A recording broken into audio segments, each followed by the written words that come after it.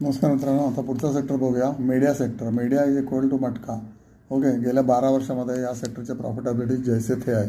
Okay, most of the companies 99% company तर लॉसच बनवतात, except Sun T V is making money, making profit positive every year on year. पण त्याच्यासुद्धा आता government बदलल्यामुळे तामिळनाडूमध्ये त्याचे पण आता दिवस चांगले संपलेले की काय असं वाटतं. तेवढा एकच सेक्टर एकच शेअर बघण्यासारखं आहे की ₹500 अवेलेबल असेल किंवा it can come to 400 also. बाकीचे सगळे जे आपण टी व्ही बघतो, झी मीडिया असो, झी एंटरटेनमेंट असो, नंतर अडाणीचा NDTV असो किंवा CNBC, the most irrational company CNBC, TV18 किंवा नेटवर्क 18, राघव बहेलने या कंपनीची वाट लावली. ओके, त्याच्यामुळे गेले कित्येक महिने याच्यामध्ये गुंतवणूक लोकांनी केलेले सगळे शून्य झाले, कफलक झाले. कारण जवळजवळ शेअर मार्केटचा भाव निम्म्याने खाली आला किंवा निम्म्याने काय त्याच्याहून खाली आला, 25% आला. आणि टाटा प्रेस पण विकत घेतली आणि त्याची पण वाट लावली. ओके, असे काही इंडस्ट्रियल असतात की जे नुसते वाट लावण्यासाठी येतात, त्याच्यापैकी हा एक आहे. आणि मीडियाचे जर तुम्ही प्रॉफिटेबिलिटी बघितले, आपल्याला सगळं चकाचौंध दिसतं, कारण सगळ्यांच्या सॅलरीज 1-1 कोटीपेक्षा जास्त असतात. Cost is more than the revenue. आणि ॲडव्हर्टाइजमेंट आता टी व्हीवर कोणी जात नाही, right. Everybody is giving advertisements on the mobile phones. त्याच्यामुळे ॲडव्हर्टाइजमेंट इन्कम यांचं खलास झालेलं आहे. त्याच्यामुळे प्रॉफिटेबिलिटी यांची 1624 कोटी 2014ला ते आता 1405 कोटी आहे, म्हणजे 200 कोटी खालीच आहे. आणि गेले 5 वर्षे पडतीच आहे. ओके, 2022ला होती 2469 करोड आणि आता आहे 1400 करोड. त्यामुळे मीडिया सेक्टर टोटल नो आहे.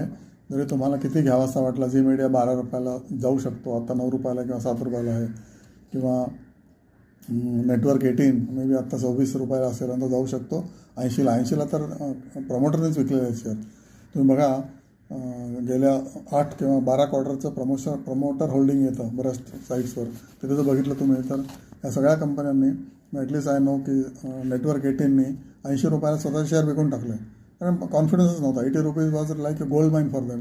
विकून टाकले आणि आता परत तो 26-27 मे बी 40ला असू शकतो किंवा 26-27लाच असेल. तर मीडिया इज मटका, हे लक्षात ठेवा. मीडियाच्या चकाचौंध किंवा दिसण्यावर जाऊ नका. त्या लोकांच्या सॅलरीज तुम्ही देताय, आपण देतो आहे, कारण आपण बघतो, सबस्क्राईब करतो.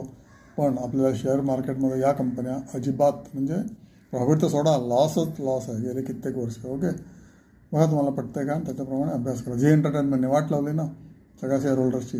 4% फक्त प्रमोटरचा शेअर आहे, 4%. मग हा कसला प्रमोटर? बाकी सगळं पब्लिकच आहे. 80-90% पब्लिककडे शेअर गेलेले आहेत, पब्लिकला उल्लू बनवलेलं आहे. Same thing is about the other media sectors, including NDTV of Adani. So nothing will come to profit irrespective of whether Reliance has taken over TV18 or Adani has taken over NDTV. Okay, that they have taken over for different purpose altogether. Thank you so much.